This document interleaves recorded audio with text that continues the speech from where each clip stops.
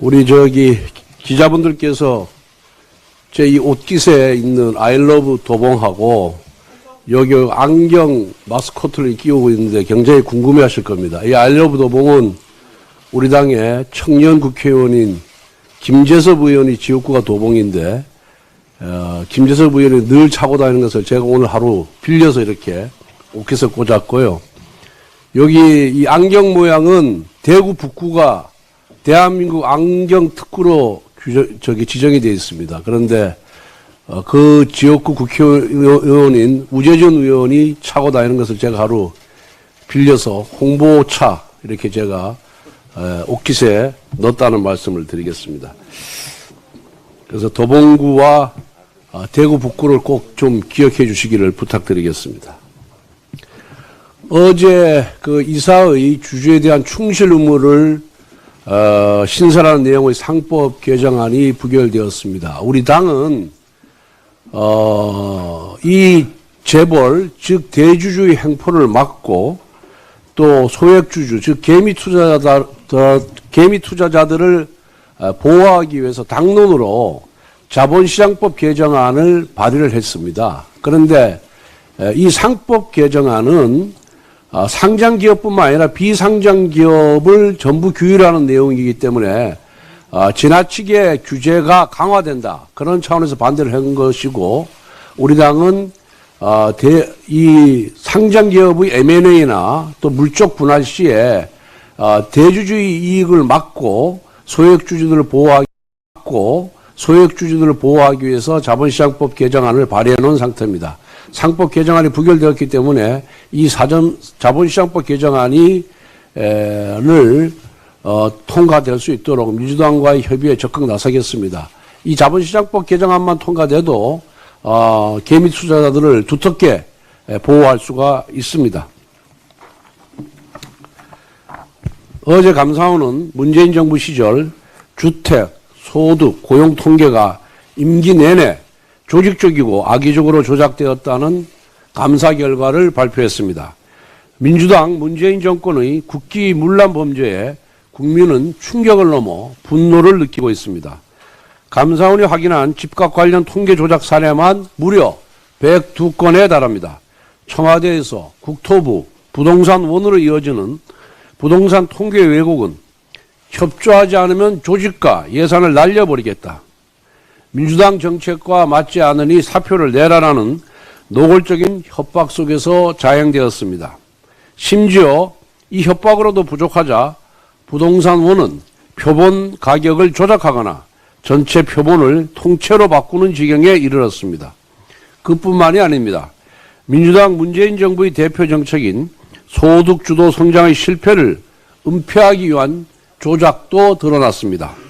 가계소득이 전년 대비 감소하자 근거 없는 가중치를 임의로 부여하여 마치 소득이 늘어난 것처럼 왜곡했습니다. 소득 불평등 수준을 보여주는 소득 5분위 배율 수치가 역대 최악으로 나타나자 통계청 보도자료를 바꾸라고 지시했습니다. 비정규직이 급증하자 그 책임을 조사 방식 탓으로 돌리는 자료를 내도록 압박한 건 역시 민주당 문재인 청와대였습니다. 민주당의 정책 실패로 집값은 오르고 소득은 줄었으며 고용은 불안정해졌습니다. 민생은 피폐해졌고 서민들은 피눈물을 흘렸습니다. 그럼에도 민주당은 이 모든 실패를 통계 조작으로 감추고 국민의 고통 위에 거짓의 탑만 쌓아 올렸습니다. 그리고 마침내 거짓의 탑이 무너지려고 하자 민주당은 최재해 감사원장을 탄핵했습니다. 이제는 한술 더 떠서 이재명은 감사원을 민주당 자신들이 장악한 국회 아래로 이관해 감사원을 손아귀 위에 틀어주겠다고 합니다. 나아가 검찰을 완전 해체하여 수사와 처벌 가능성 자체를 영구히 없애버리려고 합니다. 이처럼 이재명 세력은 정권을 잡아서 과거에 자신들이 저지른 범죄를 은폐하고 수사와 처벌을 피하겠다는 정략적 음모를 핵척하고 있습니다. 그렇기 때문에 이번 대선은 이재명 세력에게 정치적 책임을 물어 이재명을 아웃시켜야 하는 선거입니다. 국민의힘이 국민과 함께 정의를 바로 세우겠습니다. 이번 대선에 반드시 승리해서 이재명 세력의 범죄 은폐 기도를 막아내겠습니다. 국가 통계 조작이라는 전대미문이 국기 문란 사건에 대한 철저한 수사와 엄중한 법적 책임을 반드시 묻도록 하겠습니다. 민주당 이재명 후보의 싱크탱크 이름이 성장과 통합이라고 합니다. 성장과 통합이라는 가치가 대선의 화두가 된다면 분명 환영할 만한 일입니다. 그러나 성장과 통합은 구호만으로는 이루어지지 않습니다. 민주당이 성장과 통합에 손톱만한 진정성이 있다면 지금 당장 민주노총과 정치적 동업 관계부터 청산해야 합니다. 지난 수년 동안 민주당은 노란봉투법, 주 52시간제, 최저임금 폭증과 같은 민주노총의 입법 하청을 도맡아 왔습니다. 그 반대급부로 민주노총은 정권 퇴진, 후쿠시마 괴담 선동 등 민주당을 위한 정치 투쟁을 해주었습니다. 이와 같은 입법과 투쟁의 부당거래로 인해 반기업적인 정책이 남발되어 성장의 발목을 잡은 것입니다. 그리고 민주노총의 극렬한 정치 투쟁은 사회적 갈등을 빈번하게 촉발해 왔습니다. 무엇보다 민주당과 민주노총의 노정 카르텔은 노동시장의 이중구조를 더욱 고착화시켜 왔습니다. 그리고 이중구조의 최대 피해자는 바로 청년층입니다. 지난 2021년 대법원의 현대중공업 판결을 보십시오. 7년간 인사평가에서 3,859명 중 3,859위, 3,857이라는 최하위 성적을 받은 근로자를 10개월간의 직무 재배치 교육 후에도 개선이 없어 해고했는데 대법원 판결까지 무려 5년이나 걸렸습니다. 이렇게 고용이 경직되어 있으니 기업이 고용을 두려워합니다. 그 피해는 고용시장에 새로 진입하는 청년 세대에게 전가됩니다. 민주노총이 기득권의 성벽을 높이 쌓을수록 청년들은 성 밖에서 좌절할 수밖에 없는 것입니다. 그러므로 민주당과 민주노총의 동업관계는 반기업적이면서 동시에 반청년적입니다. 청년 착취 카르텔이라고 해도 과언이 아닙니다. 청년이 착취당하는 국가에서 어떻게 제대로 된 성장이 있겠습니까? 노동시장 이중구조는 세대 간의 불평등과 갈등의 불씨가 되고 있습니다. 이것부터 혁파해야 통합이 가능합니다. 그리고 민주당이 민주노총의 하청을 받은 민주당이 민주노총의 하청받은 악법이 기업의 활력을 짓밟고 있습니다. 이런 법안부터 폐기해야 성장이 가능합니다.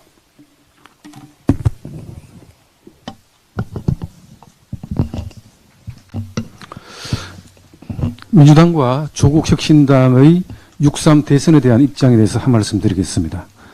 조국혁신당이 오는 6.3 대선에 후보를 내지 않겠다고 합니다.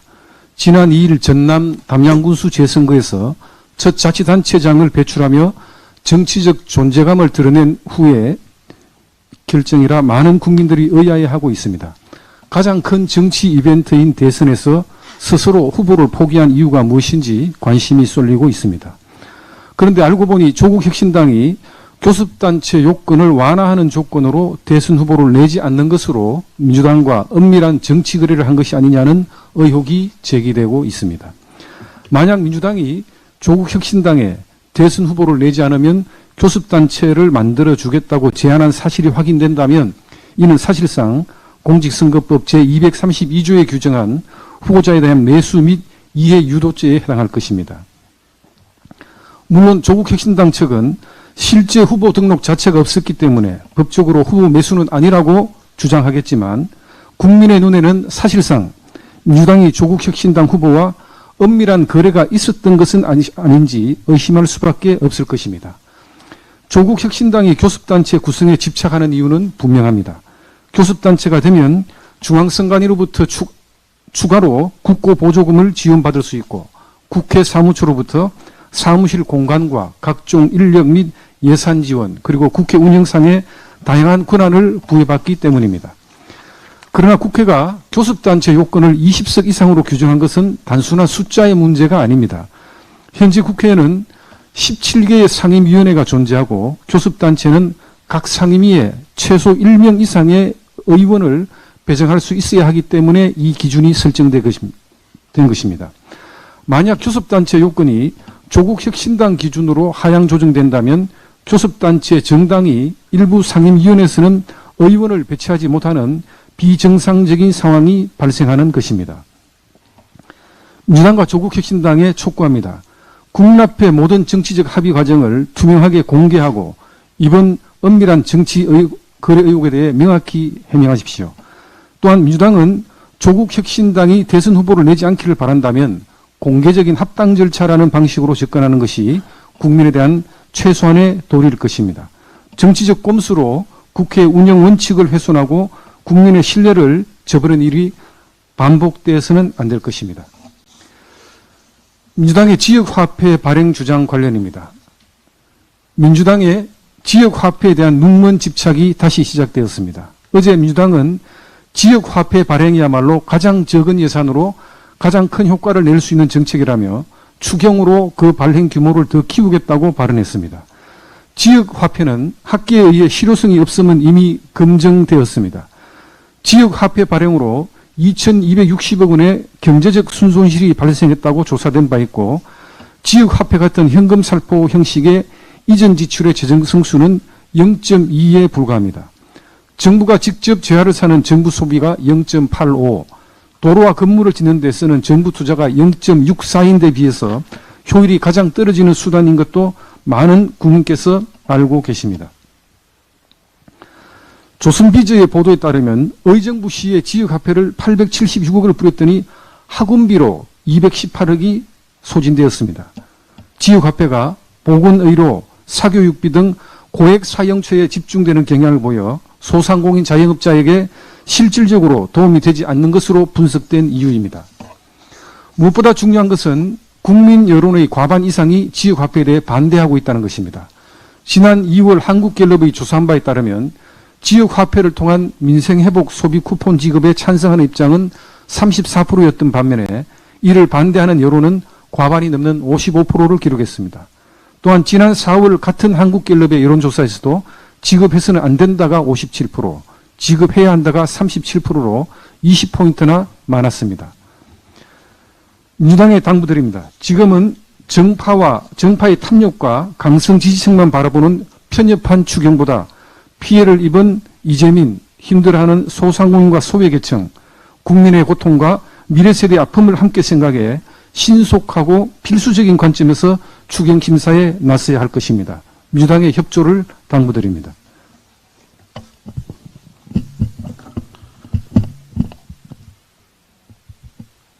민주당이 권력기관 개혁이라는 명분 아래 실상은 정치 보복 시나리오를 하나씩 드러내고 있습니다.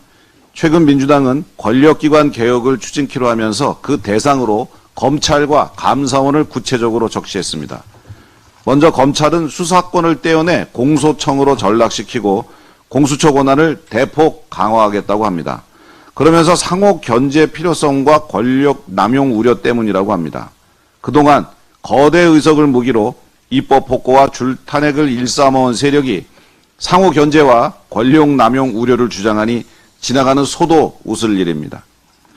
게다가 출범 이후 4년간 800억이 넘는 예산을 지원받고도 총 기소 4건, 기소율 0.1%에서 미치지 못하는 초라한 성적을 거둔 공수처 권한을 대폭 확대한다는 것도 말이 안 됩니다. 12개 범죄 혐의로 이재명을 기소한 검찰에 대한 보복이자 말 잘 듣는 곳에 힘 실어주기임을 국민들은 잘 알고 있습니다. 민주당의 감사원 통제 강화 계획도 드러났습니다. 어제 감사원은 문재인 정부가 주택 등 광범위한 분야에 대해 통계를 왜곡하고 조작토록 지시한 사실이 드러났다고 발표했습니다. 문재인 정부 당시 청와대와 국토부가 예산과 인사로 부동산원을 압박하며 100번이 넘게 정권에 유리하도록 통계를 조작한 것이 밝혀진 것입니다. 조작은 집값뿐만 아니라 가계소득과 소득 불평등, 비정규직 수치 통계까지 미쳤습니다. 그런데 민주당은 윤석열 정부에서 이루어진 이 같은 감사를 정치 감사로 폄훼하고 향후 특별 감사 시 국회 승인을 받도록 하겠다고 합니다. 심지어 정부 정책에 대해서는 감사를 못하도록 하는 안도 검토 중이라고 합니다. 본인들에게 불리한 감사를 추진한 감사원에 대해 보복하겠다는 것입니다. 얼마 전 이재명이 한 방송에서 지금껏 보복한 적이 없다라고 말했습니다. 이 말이 비명행사 공천 같은 것은 보복 축에도 못 들어가고 집권하면 제대로 보복하겠다라고 들립니다. 어제 위헌적인 헌법재판소법이 민주당 주도로 국회 본회의를 통과했습니다. 권한대행의 헌재 재판관 지명 금지는 헌법에서 제한을 두고 있지 않은 대통령 권한대행 범위를 법에서 임의로 제한하는 위헌입니다. 후임자 임명 전까지 직무를 계속 수행하도록 하는 것 또한 재판관 임기를 6년으로 규정한 헌법에 반해 법률로 임기를 연장하는 위헌입니다. 재판관을 7일 이내에 임명토록 하고 미임명 시 임명으로 간주하는 건 역시 재판관을 대통령이 임명토록 명시한 헌법에 반하는 위헌입니다. 이 같은 위헌적인 법률에 대한 제의 요구권 행사는 당연하다고 할 것입니다. 뿐만 아닙니다. 민주당은 어제 법안 처리 속도가 나지 않는다고 반도체 특별법, 은행법, 가맹사업법 등 3개 법안을 신속 처리 안건으로 지정했습니다.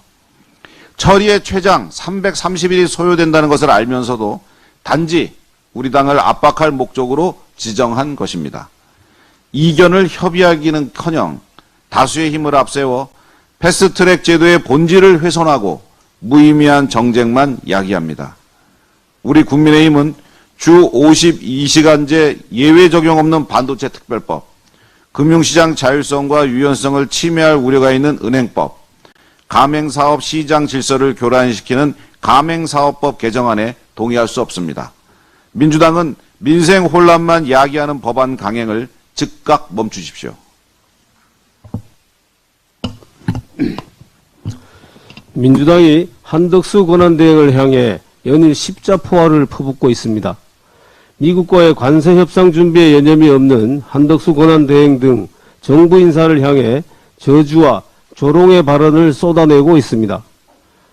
민주당 박찬대 원내대표는 한덕수 권한대행과 최상목 경제부총리를 두고 능력도 없고 권한도 없는 자들이 미국과의 협상에 나설 자격이 있습니까? 라면서 총리가 출마설을 모락모락 피우면서 정치적 중립성을 훼손하는 일은 역사와 국민에 대한 반역이라고 억지 주장을 펼치고 있습니다. 현 시점에서 대한민국 최고의 통상 전문가이자 경제 전문가인 한덕수 권한대행과 최상목 경제부총리가 아니면 도대체 누가 미국과의 관세 협상에 나설 수 있다는 말입니까? 그렇게 자신이 있으시면 박찬대 대표와 이재명 전 대표가 협상에 한번 나서 보시지요. 우리나라는 미국의 최우선 협상국에 포함되어 당장 내주부터라도 협상을 시작해야 하는 급박한 상황임에도 오직 정쟁에만 눈이 멀어 협상의 발목을 잡는 민주당은 도대체 어느 나라 정당입니까? 민주당은 한덕수 대행이 광주의 자동차 업체와 울산의 조선업체를 방문한 것을 두고도 선거운동을 하고 있다고 주장하고 있습니다. 관세전쟁에 직격탄을 맞을 것이 예상되는 자동차 업계를 방문하여 격려하고 트럼프 대통령이 한덕수 대행과의 통화에서 협업 의지를 표명한 조선업계를 찾아 격려한 것이 대체 어떻게 선거운동이 될 수 있습니까? 민주당은 한덕수 대행이 출마하는 것이 그렇게 두려워 지레 겁을 먹고 이렇게 겁박하는 것입니까? 여기에 김민석 최고위원은 대선 출마용 졸속 관세 협상은 불가하다며 정부 서울청사 앞에서 1인 시위까지 했습니다. 수출로 먹고 사는 대한민국에 관세 문제만한 중대사가 또 어디에 있습니까? 지금 정부와 기업, 민관이 하나가 되어 어떻게든 트럼프 2기 행정부와 소통하면서 관세 협상에서 조금이라도 유리한 결과를 이끌어내려고 노력하고 있는데 민주당 눈에는 이 모든 것이 대선과 관련되어 있다고 보이는 것입니까? 먼 눈에는 뭐만 보인다고 이재명 전 대표와 민주당이 국가 경제는 내팽개치고 대권 노름에만 혈안이 되어 있으니 세상 삼라만상이 다 대권 노름으로 보이는 모양입니다. 진정으로 대한민국과 국민을 위한다면 대선 출마용이든 대권 노름이든 이 어려운 관세 국면을 어떻게든 타개하려고 노력해야 하는 것 아닙니까? 어제 한국은행은 미국의 관세 인상으로 인한 물가 상승을 우려하여 인하 기조이던 금리를 동결했고, 미 연준 파월 의장도 관세로 인한 인플레이션 우려로 당분간 금리 동결을 암시하는 등 미국의 관세 전쟁으로 전 세계 경제와 증시가 요동치고 있는 상황입니다. 이 심각한 경제 위기 상황에서 민주당의 안중에는 오로지 대권밖에는 없는 것입니까? 민주당은 제발 정쟁은 국정에서 멈춘다는 격언을 반추해보고 지금부터라도 이미 촉발된 관세 전쟁, 국가 경제의 위기 극복을 위해 초당적으로 협력해 주시기 바랍니다.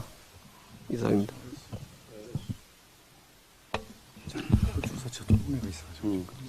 법사위 권사 유상범입니다. 문재인 정부가 집권 내내 자행한 국가 통계 조작의 전모가 감사원의 최종 감사 보고서를 통해 다시 한번 낱낱이 드러났습니다. 집값 상승률을 억지로 낮추고 가계 소득을 부풀리며 소득 불평등을 축소하는 등 통계를 조작해 정책 실패를 감추려 한 것은 명백한 국민 기만이자 국정농단입니다. 특히 청와대와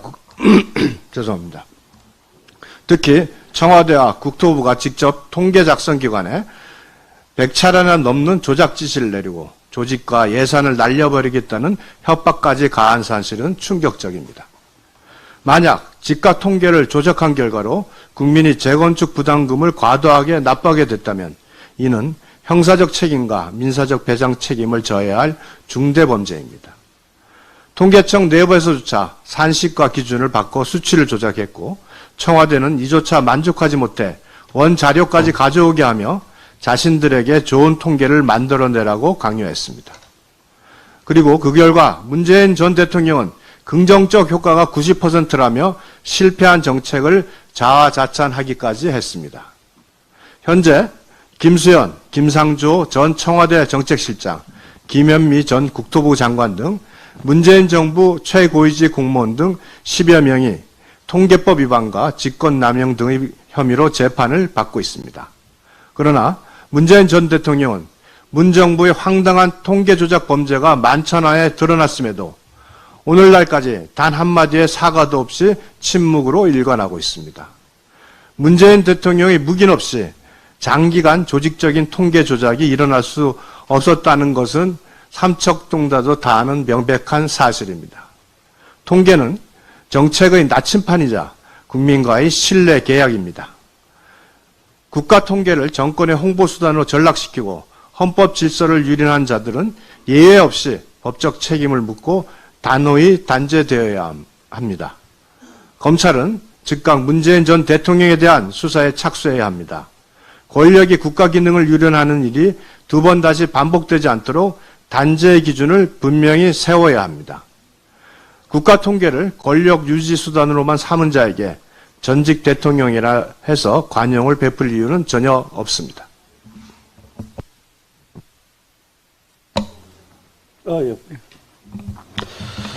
국민의힘 미디어특위위원장 이상입니다. 대선을 앞두고 기초적 사실관계도 외면한 허위보도, 대선을 흔드는 무책임한 언론 행태에 대해서 말씀드리겠습니다. 한국일보는 어제 기사에서 우리 당의 경선 여론조사에 역선택 방지 조항을 적용함을 두고 인구 대표성을 왜곡한다고 주장했습니다. 이 주장대로라면 역선택 방지 조항을 적용하더라도 인구 비율대로 표본을 맞춰야 한다는 해석이 됩니다. 그러면 국민의힘은 지지세가 약한 호남 지역에서 실제 당 지지층보다 더 많은 표본 조사를 해야 하며, 민주당은 지지세가 낮은 영남에서 그보다 많은 응답을 확보해야만 정당하다는 결론입니다. 이는 역선택 방지 조항이 가진 제도적 취지를 근본적으로 오해한 접근입니다. 그럼에도 불구하고 한국일보는 당 경선 여론조사 방식이 인구 대표성을 왜곡하는 문제가 있다며 단정적으로 보도했습니다. JTBC는 컷오프된 예비 후보들이 1억 원을 내고 하루 만에 탈락했다. 국민의힘 TV토론 한 번에 2억 원이니 가장 비싼 찬값이라고 보도했습니다. 국민의힘은 이미 당 선관위를 통해 서류심사에서 탈락한 후보에게는 기탁금이 전액 반환된다는 내용을 공식화했습니다. 하루 만에 1억 원을 내고 탈락했다면 그건 정당이 아니라 깡패입니다. JTBC는 국민의힘이 깡패처럼 보이기를 바랬는지도 모르겠습니다. JTBC의 TV토론 한 번에 2억 원이라는 이 보도는 의도적인지 모르겠으나 민주당 경선을 잘못 얘기한 듯합니다. 국민의힘 대선 후보 경선은 총 4번의 TV토론이 진행이 됩니다. 그러나 민주당은 기탁금 4억 원을 내고 TV토론은 단 2번밖에 하지 않기 때문입니다. MBC는 지난 9일 뉴스데스크 보도를 통해 추경호 전 원내대표가 이완규 헌법재판소장 후보자를 계엄 논의 전부터 추천한 정황이 있다는 민주당의 주장을 사실처럼 보도했습니다. 추 전 원내대표가 해당 사실을 명확히 부인하는 입장을 수차례 밝힌 바 있는데도 불구하고 MBC는 일방적인 주장을 바탕으로 제목까지 구성해 의혹을 기정사실화하며 국민의힘 흔들기에 동조하고 있습니다. 언론인 여러분께 간곡히 말씀드립니다. 지금은 차기 대통령 후보를 선출하는 매우 중대한 시기입니다. 언론은 그 어느 때보다도 정확하고 공정한 정보를 바탕으로 국민의 선택을 도와야 할 것입니다. 국민의힘은 정론 집필의 정신을 망각한 일본 매체의 무책임한 보도에 대해 끝까지 책임을 물을 것이며 반복되는 언론 왜곡에 단호히 대응할 것임을 다시 한번 말씀드립니다. 잘했어요.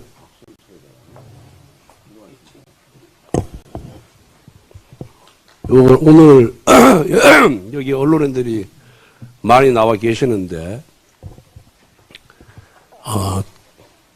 이 민주당에 유리하게 민주당을 위한 보도 그리고 국민의힘을 폄하하고 깎아내리기 위한 보도 이것이 자행되고 있습니다.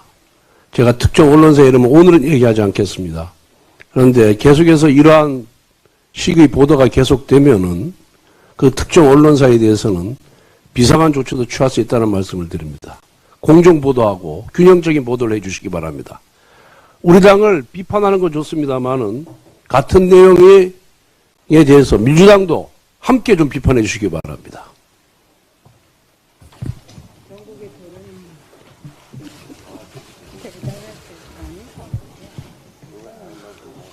우리 기자분들께서 제 이 옷깃에 있는 I love 도봉하고 여기 안경 마스코트를 끼우고 있는데 굉장히 궁금해 하실 겁니다. 이 I love 도봉은 우리 당의 청년 국회의원인 김재섭 의원이 지역구가 도봉인데 김재섭 의원이 늘 차고 다니는 것을 제가 오늘 하루 빌려서 이렇게 옷깃에 꽂았고요.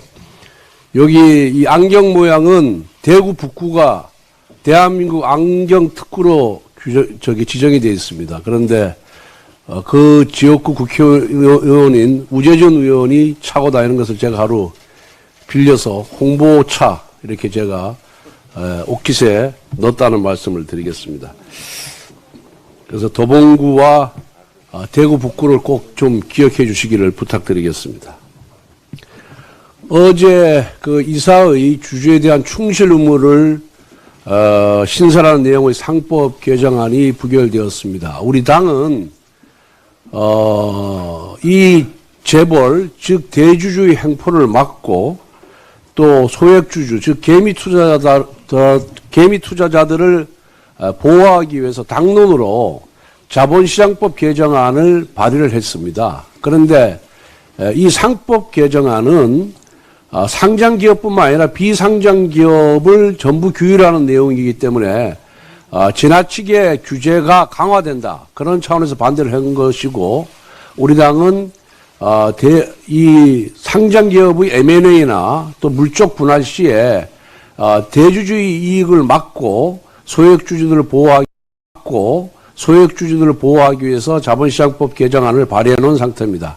상법 개정안이 부결되었기 때문에 이 자본시장법 개정안이 통과될 수 있도록 민주당과의 협의에 적극 나서겠습니다.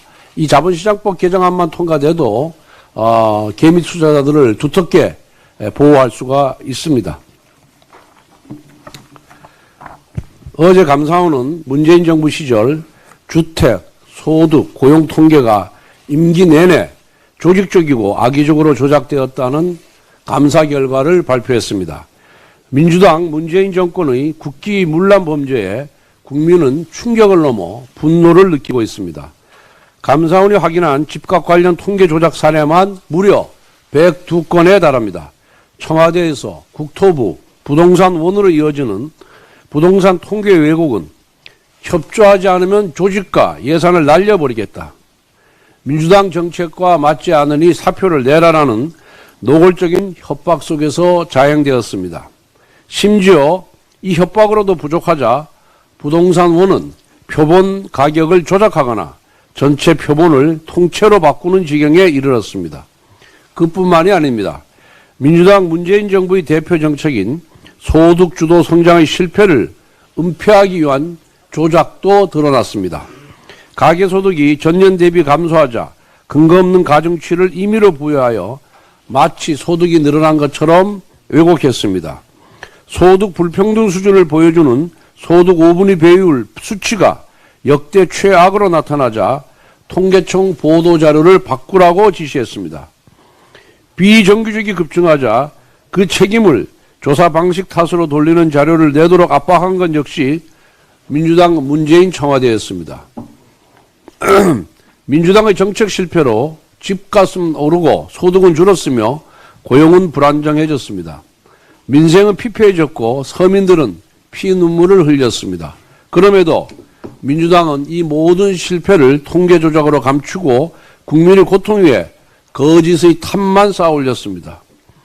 그리고 마침내 거짓의 탑이 무너지려고 하자 민주당은 최재해 감사원장을 탄핵했습니다.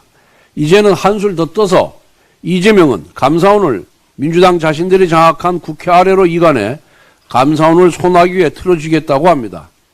나아가 검찰을 완전 해체하여 수사와 처벌 가능성 자체를 영구히 없애버리려고 합니다.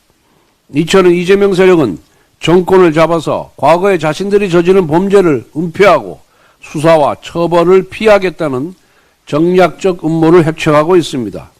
그렇기 때문에 이번 대선은 이재명 세력에게 정치적 책임을 물어 이재명을 아웃시켜야 하는 선거입니다. 국민의힘이 국민과 함께 정의를 바로 세우겠습니다. 이번 대선에 반드시 승리해서 이재명 세력의 범죄 은폐 기도를 막아내겠습니다.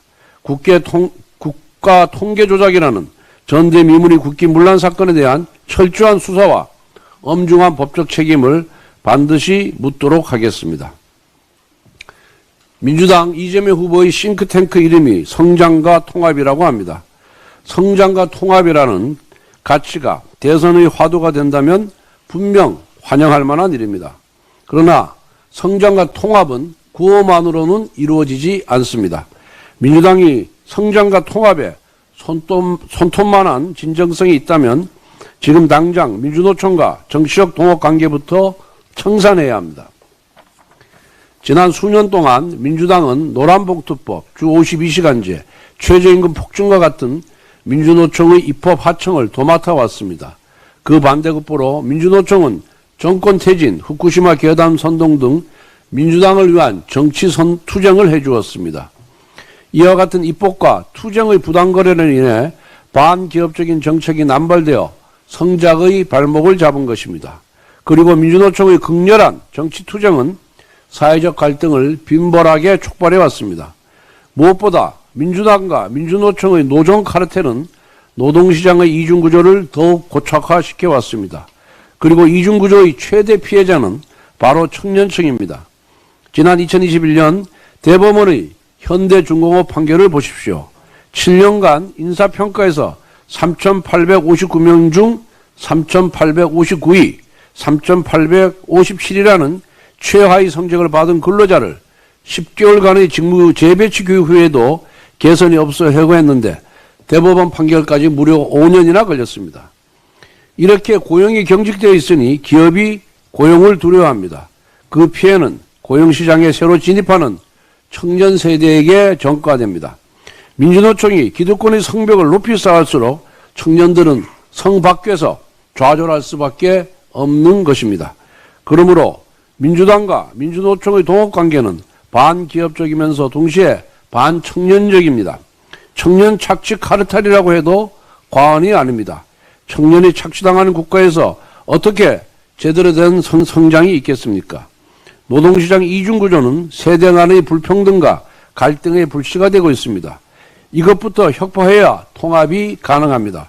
그리고 민주당이 민주노총의 하청을 받은 민주당이 민주노총의 하청받은 악법이 기업의 활력을 짓밟고 있습니다. 이런 법안부터 폐기해야 성장이 가능합니다.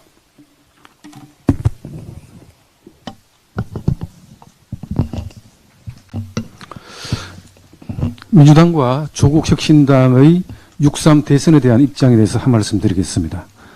조국혁신당이 오는 6.3 대선에 후보를 내지 않겠다고 합니다.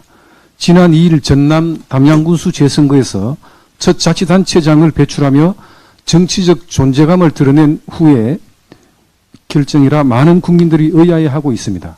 가장 큰 정치 이벤트인 대선에서 스스로 후보를 포기한 이유가 무엇인지 관심이 쏠리고 있습니다. 그런데 알고 보니 조국혁신당이 교섭단체 요건을 완화하는 조건으로 대선 후보를 내지 않는 것으로 민주당과 은밀한 정치 거래를 한 것이 아니냐는 의혹이 제기되고 있습니다. 만약 민주당이 조국혁신당에 대선 후보를 내지 않으면 교섭단체를 만들어주겠다고 제안한 사실이 확인된다면 이는 사실상 공직선거법 제232조에 규정한 후보자에 대한 매수 및 이해 유도죄에 해당할 것입니다.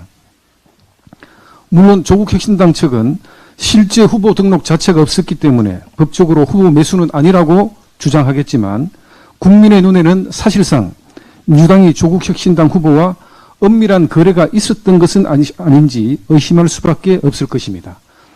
조국혁신당이 교섭단체 구성에 집착하는 이유는 분명합니다. 교섭단체가 되면 중앙선관위로부터 추가로 국고보조금을 지원받을 수 있고 국회 사무처로부터 사무실 공간과 각종 인력 및 예산 지원 그리고 국회 운영상의 다양한 권한을 부여받기 때문입니다. 그러나 국회가 교섭단체 요건을 20석 이상으로 규정한 것은 단순한 숫자의 문제가 아닙니다. 현재 국회에는 17개의 상임위원회가 존재하고 교섭단체는 각 상임위에 최소 1명 이상의 의원을 배정할 수 있어야 하기 때문에 이 기준이 설정된 것입니다. 만약 교섭단체 요건이 조국혁신당 기준으로 하향 조정된다면 교섭단체 정당이 일부 상임위원회에서는 의원을 배치하지 못하는 비정상적인 상황이 발생하는 것입니다. 민주당과 조국혁신당에 촉구합니다. 국민 앞에 모든 정치적 합의 과정을 투명하게 공개하고 이번 엄밀한 정치 거래 의혹에 대해 명확히 해명하십시오. 또한 민주당은 조국혁신당이 대선 후보를 내지 않기를 바란다면 공개적인 합당 절차라는 방식으로 접근하는 것이 국민에 대한 최소한의 도리일 것입니다. 정치적 꼼수로 국회 운영 원칙을 훼손하고 국민의 신뢰를 저버린 일이 반복되어서는 안 될 것입니다. 민주당의 지역화폐 발행 주장 관련입니다. 민주당의 지역화폐에 대한 눈먼 집착이 다시 시작되었습니다. 어제 민주당은 지역화폐 발행이야말로 가장 적은 예산으로 가장 큰 효과를 낼 수 있는 정책이라며 추경으로 그 발행 규모를 더 키우겠다고 발언했습니다. 지역화폐는 학계에 의해 실효성이 없음은 이미 검증되었습니다. 지역화폐 발행으로 2,260억 원의 경제적 순손실이 발생했다고 조사된 바 있고 지역화폐 같은 현금 살포 형식의 이전 지출의 재정 성수는 0.2에 불과합니다. 정부가 직접 재화를 사는 정부 소비가 0.85, 도로와 건물을 짓는 데 쓰는 정부 투자가 0.64인데 비해서 효율이 가장 떨어지는 수단인 것도 많은 국민께서 알고 계십니다. 조선비저의 보도에 따르면 의정부 시에 지역화폐를 876억을 뿌렸더니 학원비로 218억이 소진되었습니다. 지역화폐가 보건의료, 사교육비 등 고액 사용처에 집중되는 경향을 보여 소상공인 자영업자에게 실질적으로 도움이 되지 않는 것으로 분석된 이유입니다. 무엇보다 중요한 것은 국민 여론의 과반 이상이 지역화폐에 대해 반대하고 있다는 것입니다. 지난 2월 한국갤럽의 조사한 바에 따르면 지역화폐를 통한 민생회복 소비 쿠폰 지급에 찬성하는 입장은 34%였던 반면에 이를 반대하는 여론은 과반이 넘는 55%를 기록했습니다. 또한 지난 4월 같은 한국갤럽의 여론조사에서도 지급해서는 안 된다가 57%, 지급해야 한다가 37%로 20포인트나 많았습니다. 민주당의 당부드립니다. 지금은 정파의 탐욕과 강성 지지층만 바라보는 편협한 추경보다 피해를 입은 이재민, 힘들어하는 소상공인과 소외계층, 국민의 고통과 미래세대의 아픔을 함께 생각해 신속하고 필수적인 관점에서 추경 심사에 나서야 할 것입니다. 민주당의 협조를 당부드립니다.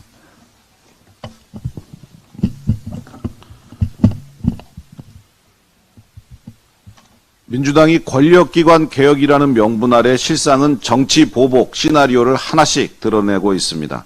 최근 민주당은 권력기관 개혁을 추진키로 하면서 그 대상으로 검찰과 감사원을 구체적으로 적시했습니다.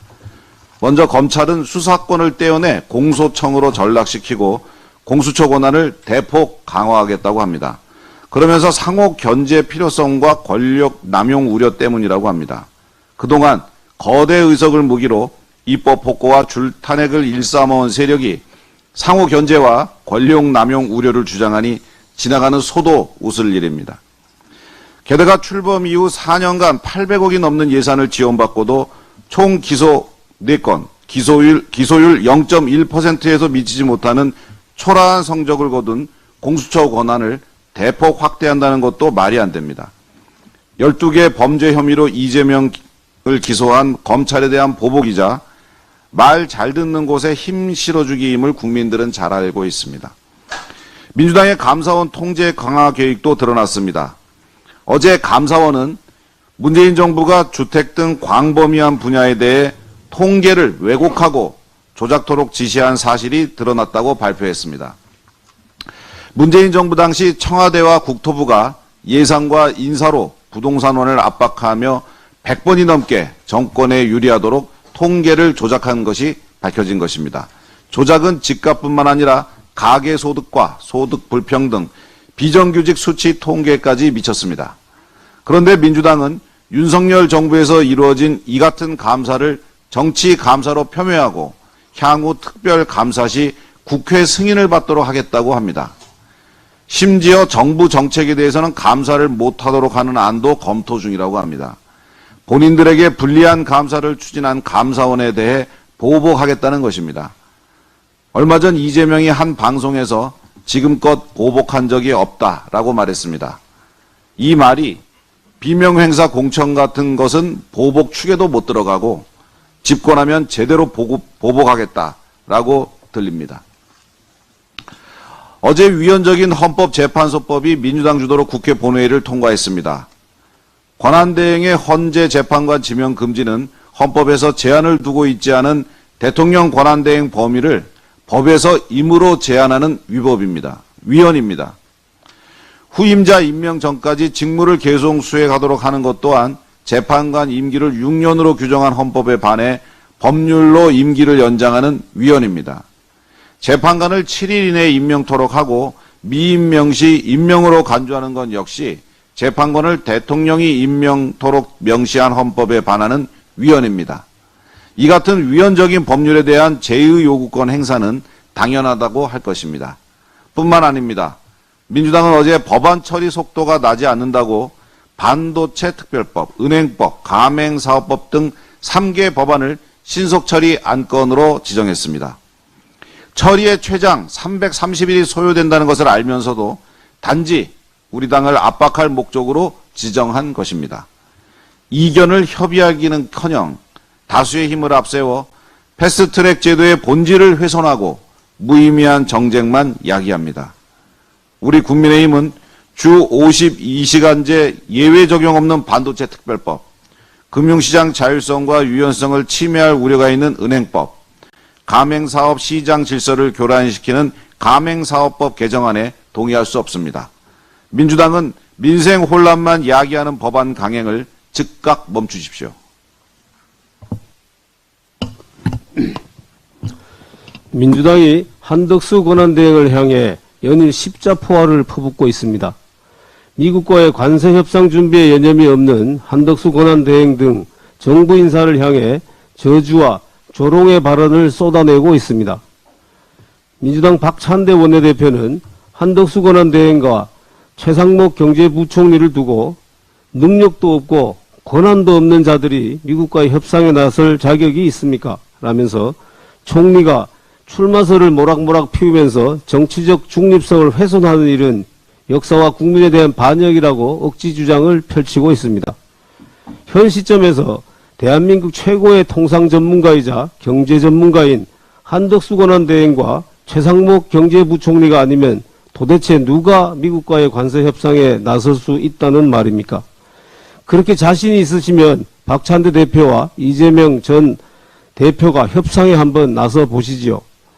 우리나라는 미국의 최우선 협상국에 포함되어 당장 내주부터라도 협상을 시작해야 하는 급박한 상황임에도 오직 정쟁에만 눈이 멀어 협상의 발목을 잡는 민주당은 도대체 어느 나라 정당입니까?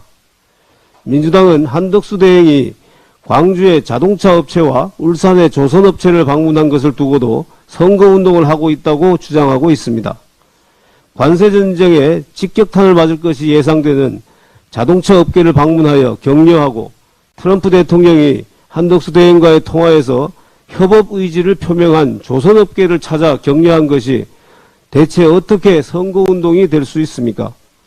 민주당은 한덕수 대행이 출마하는 것이 그렇게 두려워 지레 겁을 먹고 이렇게 겁박하는 것입니까? 여기에 김민석 최고위원은 대선 출마용 졸속 관세 협상은 불가하다며 정부 서울청사 앞에서 1인 시위까지 했습니다. 수출로 먹고 사는 대한민국에 관세 문제만한 중대사가 또 어디에 있습니까? 지금 정부와 기업, 민관이 하나가 되어 어떻게든 트럼프 2기 행정부와 소통하면서 관세 협상에서 조금이라도 유리한 결과를 이끌어내려고 노력하고 있는데 민주당 눈에는 이 모든 것이 대선과 관련되어 있다고 보이는 것입니까? 먼 눈에는 뭐만 보인다고 이재명 전 대표와 민주당이 국가 경제는 내팽개치고 대권 노름에만 혈안이 되어 있으니 세상 삼라만상이 다 대권 노름으로 보이는 모양입니다. 진정으로 대한민국과 국민을 위한다면 대선 출마용이든 대권 노름이든 이 어려운 관세 국면을 어떻게든 타개하려고 노력해야 하는 것 아닙니까? 어제 한국은행은 미국의 관세 인상으로 인한 물가 상승을 우려하여 인하 기조이던 금리를 동결했고 미 연준 파월 의장도 관세로 인한 인플레이션 우려로 당분간 금리 동결을 암시하는 등 미국의 관세 전쟁으로 전 세계 경제와 증시가 요동치고 있는 상황입니다. 이 심각한 경제 위기 상황에서 민주당의 안중에는 오로지 대권밖에는 없는 것입니까? 민주당은 제발 정쟁은 국정에서 멈춘다는 격언을 반추해보고 지금부터라도 이미 촉발된 관세 전쟁, 국가 경제의 위기 극복을 위해 초당적으로 협력해 주시기 바랍니다. 이상입니다.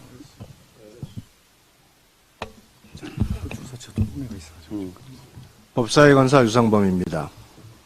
문재인 정부가 집권 내내 자행한 국가 통계 조작의 전모가 감사원의 최종 감사 보고서를 통해 다시 한번 낱낱이 드러났습니다. 집값 상승률을 억지로 낮추고 가계 소득을 부풀리며 소득 불평등을 축소하는 등 통계를 조작해 정책 실패를 감추려 한 것은 명백한 국민 기만이자 국정농단입니다. 특히 청와대와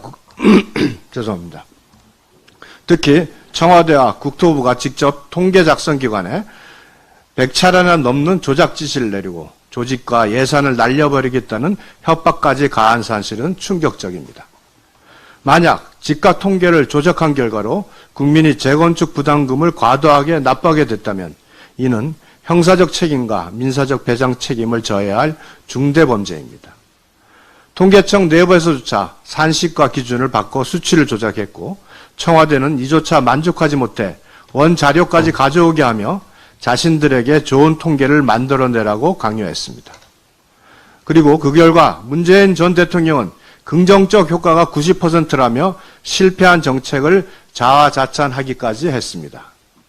현재 김수현, 김상조 전 청와대 정책실장, 김현미 전 국토부 장관 등 문재인 정부 최고위직 공무원 등 10여 명이 통계법 위반과 직권남용 등의 혐의로 재판을 받고 있습니다. 그러나 문재인 전 대통령은 문정부의 황당한 통계 조작 범죄가 만천하에 드러났음에도 오늘날까지 단 한마디의 사과도 없이 침묵으로 일관하고 있습니다. 문재인 대통령이 묵인 없이 장기간 조직적인 통계 조작이 일어날 수 없었다는 것은 삼척동자도 다 아는 명백한 사실입니다. 통계는 정책의 나침판이자 국민과의 신뢰 계약입니다. 국가 통계를 정권의 홍보수단으로 전락시키고 헌법 질서를 유린한 자들은 예외 없이 법적 책임을 묻고 단호히 단죄되어야 합니다. 검찰은 즉각 문재인 전 대통령에 대한 수사에 착수해야 합니다. 권력이 국가 기능을 유린하는 일이 두 번 다시 반복되지 않도록 단죄의 기준을 분명히 세워야 합니다. 국가 통계를 권력 유지 수단으로만 삼은 자에게 전직 대통령이라 해서 관용을 베풀 이유는 전혀 없습니다.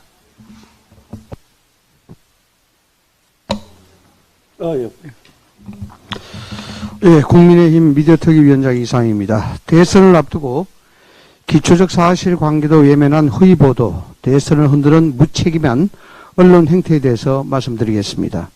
한국일보는 어제 기사에서 우리 당의 경선 여론조사에 역선택 방지 조항을 적용함을 두고 인구 대표성을 왜곡한다고 주장했습니다. 이 주장대로라면 역선택 방지 조항을 적용하더라도 인구 비율대로 표본을 맞춰야 한다는 해석이 됩니다. 그러면 국민의힘은 지지세가 약한 호남 지역에서 실제 당 지지층보다 더 많은 표본 조사를 해야 하며, 민주당은 지지세가 낮은 영남에서 그보다 많은 응답을 확보해야만 정당하다는 결론입니다. 이는 역선택 방지 조항이 가진 제도적 취지를 근본적으로 오해한 접근입니다.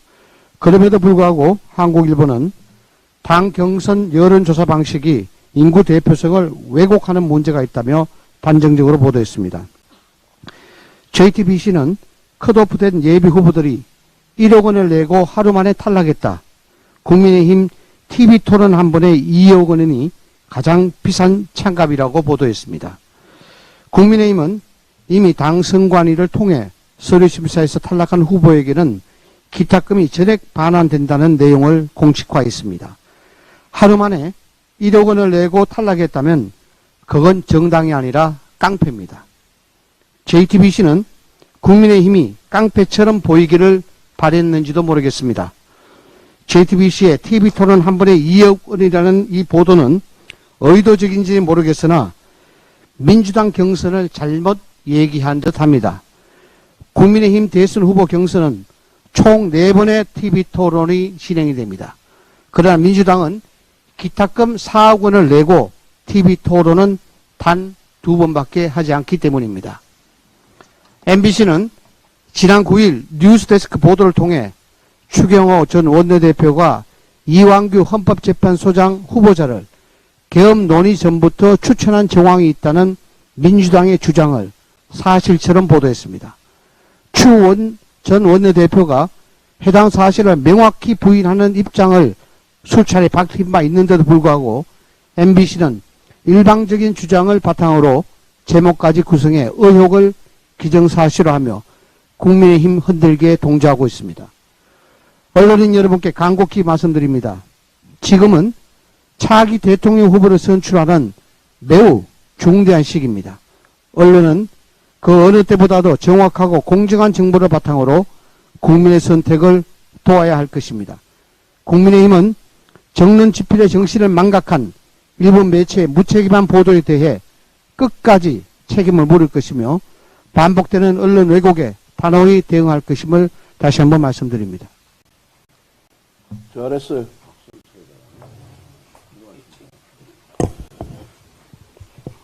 오늘 여기 언론인들이 많이 나와 계시는데 이 민주당에 유리하게 민주당을 위한 보도, 그리고 국민의힘을 폄하하고 깎아내리기 위한 보도, 이것이 자행되고 있습니다. 제가 특정 언론사 이름은 오늘은 얘기하지 않겠습니다.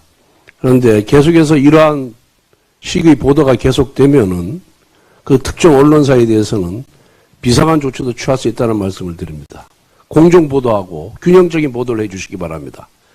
우리 당을 비판하는 건 좋습니다만은 같은 내용에 대해서 민주당도 함께 좀 비판해 주시기 바랍니다.